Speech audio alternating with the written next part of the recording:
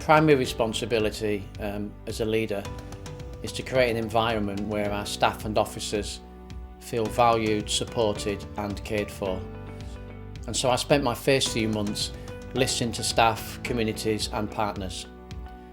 But I did believe in the quality and commitment of our staff to turn things around quickly if we involved them in the solutions. Most of what we have achieved has been a direct or indirect result of how our people feel about working here. But realising that I and my senior colleagues do not need to have all the answers was absolutely key, because we don't. Creating an environment where 5 key enablers were agreed to assist us was absolutely fundamental. That the force reconnected with its staff, its communities and our partners. That there was a leadership that was trusted and fully engaged in caring towards its staff. That everybody who worked or volunteered for Humberside Police felt valued, genuinely supported to deal with the pressures of the role with a real focus on well-being, and that all change should be managed differently with staff involved right from the very start of any change management process. And perhaps most importantly, the force need to have clarity of purpose.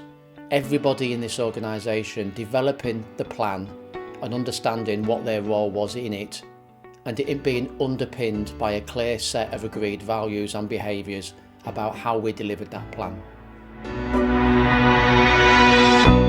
Our plan on the page was developed with our staff and senior leaders, and as a result, it's felt relevant and understood by the whole organisation. Financial and workforce planning, a new force operating model, shift patterns, governance accountability frameworks, they all continue to play key roles in our success. However, at the very heart of what we have done is the fundamental shift in our relationship with our staff, our partners and our communities, and the simple concept that we work for them, not the other way around. I think staff voice is a wonderful thing because it opens the door for people to be able to meet the chief officers for one. I mean that has been amazing. I think our chief officers team have been brilliant. Always a bit sceptical about meetings involving senior managers. Sometimes it can be just a bit of a paper exercise. However, found it massively different with the staff voice. You're often there where you bring up subjects and there's somebody in the room who can actually sort it. That opportunity, in all the years I've been in the police, I've never had that until staff voice came along. So officers and staff were consistently telling us the current shift pattern was breaking people. 4 staff were invited to propose shift patterns to us. Officers had the final thoughts on what pattern was going to be implemented.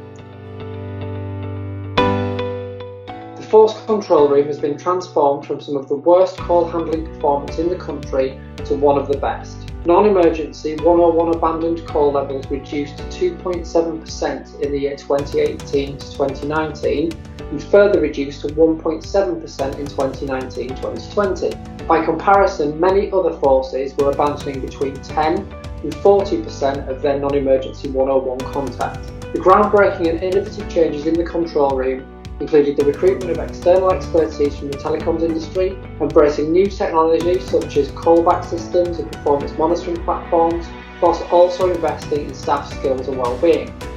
Another innovation was Power BI. Local commanders were placed into geographic areas with clear accountability and public-facing roles. Their remit was to reconnect with partners and develop better information sharing and joined-up problem solving. This was supported by reintroducing local CID teams, as well as strengthening neighbourhood policing teams, reintroducing local teams back into rural areas. Social media interaction has been transformed, with channels being run by local teams to a high standard. They've embraced online engagement using Zoom, and we've developed a number of expert citizen groups who regularly meet to advise on local issues and force initiatives. In the summer of 2019, the PCC and the Force jointly launched a community speed watch initiative, enabling our local residents to become trained volunteers, monitoring vehicle speeds in their communities. Our senior leaders have publicly praised officers and staff who have taken on media interviews. Demonstrating this willingness to take part in this type of activity was recognised and valued by our senior leadership. The force was then in a really strong position where interviews were no longer resisted and the media team were more regularly pitching ideas to the media.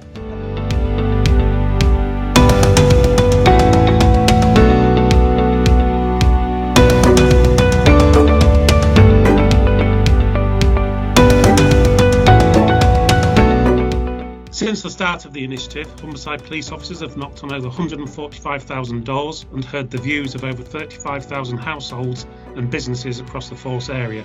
They continue to engage in two-way conversation with the communities they serve as often as they can, and through Humber Talking, actively asking and listening to what local people have to say about where they live and taking this feedback on board to provide a better service. Feedback informs their local policing plans and, where relevant, force-wide priorities. Both the Force and the Office of the Police Crime Commissioner have worked with the provider for several years to develop and innovate the approach.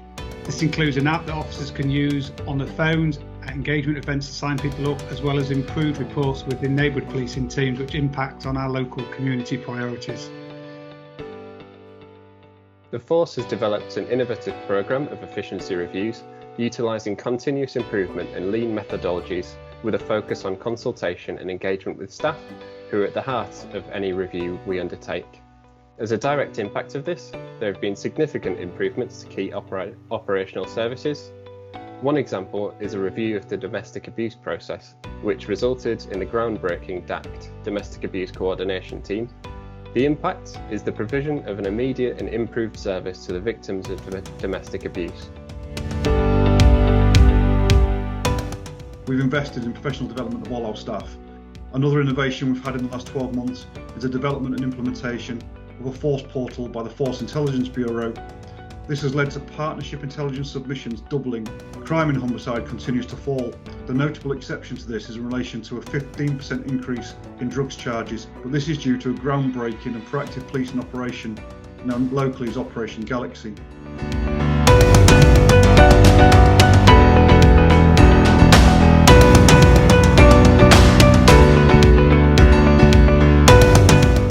The Force Diversity, Equality and Inclusion strategy has led to the development of groundbreaking human library. Using real experiences of staff, victims and members of our communities, telling powerful stories and sharing advice on what staff and officers need to think about when dealing with others with similar backgrounds or protected characteristics. Every neighbourhood policing team now hosts regular sessions with their communities to hear their specific experiences. The Force has been innovative and groundbreaking in its delivery of the biggest recruitment drive in history, with almost 600 new officers being recruited, trained and deployed since 2016. This has positively impacted on morale, sickness levels, performance and public trust and confidence. The Wellbeing and Occupational Health team have been strengthened and investment has been made in an innovative wellbeing portal, providing advice and practical support. An army of wellbeing champions has been established. During the pandemic, the wellbeing agenda has never been more important. The impact has been provision of ongoing advice for those working from home, mental wellbeing, financial hardship, seminars and virtual health checks through our partnerships with local NHS trusts.